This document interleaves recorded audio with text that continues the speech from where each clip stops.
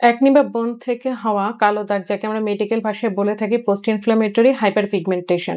ব্রণের যত রকম কমপ্লিকেশন আছে তার মধ্যে অন্যতম এটি।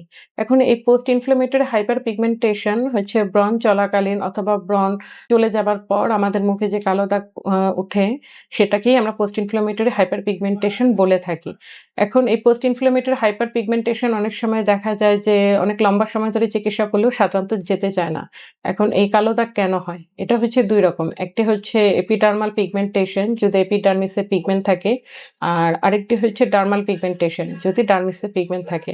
এখন সঠিক সময়ে সঠিক চিকিৎসা করলে দেখা যায় যে এপিডার্মাল পিগমেন্টেশন এর কালো দাগগুলা ৬ থেকে ১২ মাসের মধ্যেই চলে যায়। কিন্তু ডার্মাল পিগমেন্টেশন গবেষণায় দেখা গেছে যে যেতে ৪ বছরেরও বেশি সময় লাগতে পারে। এখন এইরকম কালো দাগ নিয়ে যদি আমাদের কাছে রোগী আসে তাহলে আমরা তাকে এই কালো দাগ দূর করার জন্য বিভিন্ন রকম ক্রিম দিয়ে থাকি। যেমন hydroquinone based cream, retinol, vitamin C, azelaic based cream এগুলো দিয়ে থাকি। এবং রোগীকে বলে থাকি যে নিয়মিত সানস্ক্রিন ইউজ করতে হবে। অনেক সময় দেখা যায় যে সূর্যের আলোতে বেশিক্ষণ থাকলেও ব্রণের কারণে সৃষ্ট হওয়া কালো দাগও গাঢ় মনে হতে পারে। তাই সানস্ক্রিনের ব্যবহার এই ক্ষেত্রে অপরিসীম।